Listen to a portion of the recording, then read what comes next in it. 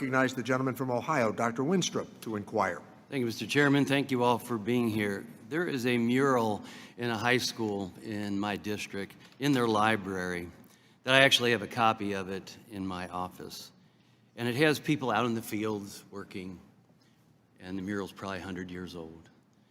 It says underneath it, "To rejoice in one's labor, for this is the gift of God." I have a pretty unique district because I have a very urban area, Cincinnati, and then Southern Ohio that's very, very rural. And I'm pleased on this committee that we've established a rural and underserved healthcare task force. You know, as a doctor, I've treated the richest of the rich and the poorest of the poor.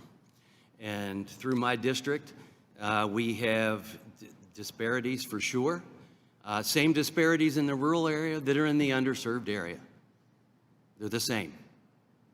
And, you know, through this task force, it does give us an opportunity to really identify a lot of these disparities and inadequacies. And I want to drill down on those and address the real reasons why these disparities exist, and do it without bias or prejudice.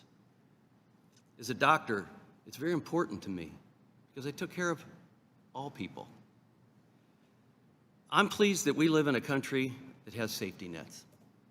That is a beautiful thing, because any one of us could be in poverty at any time in our life without a moment's notice.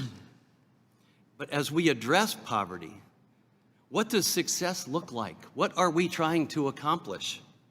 To me, and I think most people on this side of the aisle, we want secure safety nets that work. But success is fewer people needing them and addressing the issues of why people need them and lift people out of poverty. Not bragging as a body that we put more people on programs. Not bragging that more people need help than ever before. The government should be here to be creating opportunity and to be helpful when needed. But not celebrating that you put more people into a government program.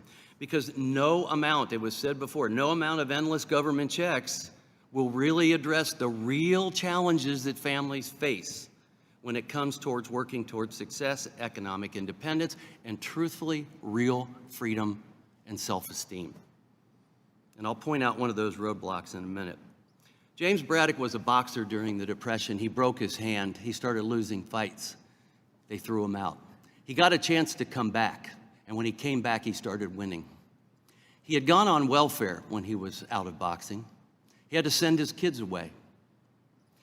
He had the chance now to fight the heavyweight champ of the world. He was up for the world championship. They're interviewing him before that, and they said, "Is it true you were on government assistance and you returned it?" He said, "I feel that any man that's fortunate to live in a country that helps you when you're down should pay it back when you're up." He beat Max Baer, became heavyweight champ of the world. Eventually lost to Joe Louis. Well, not many people in America get the chance to go from unemployment to heavyweight champ of the world and the riches that come with that. It's a process. It's a process. Most can't make that leap. And those in poverty need three things: housing, nutrition, and health care. Those are the three basic things that you really need to fulfill. But the problem we have today lies right here. We have all those in different silos, and they all have cliffs. I met a family with 6 kids living in a one-room cabin, and the caseworker, through her magic, got them into a house with bedrooms, because he said, "I can't take the third shift job because I have nowhere to sleep." We've got to address this here. But she told me, when I saw her 2 months later, she said, now they're working. He's working, she's working, we got some child care, but they're gonna run into the cliff where they start making too much and the kids lose their health care. They can't do that. We are trapping people in these programs for life and for generations. Mr. Ortiz, I'd like to ask you, have you had that experience? I've seen it. Have you had that experience with people trying to lift themselves out, that they run into these roadblocks that we create here in this body? Yeah, yes, Congressman. I mean, we have definitely seen that. And to your original kind of point there, too, in terms of people receive handouts, right? Because circumstantially, you might get something that you just don't expect.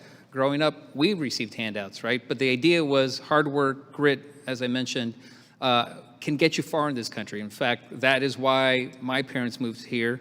And that's why in my testimony, I said, minorities from across the globe don't come here because America's a racist nation, right? It is the greatest nation on earth where you truly can do anything possible. But to your point on the cliff, it does exist. And people will stop working to a point because they go, and I've heard this, no, I now need to make 10,000 more, 20,000 more to jump over that cliff, because right now I make more not working than I do working. So yes. And that's on us. Thank the gentleman. I also want to thank the gentleman for acknowledging my father's hero, Jimmy Braddock.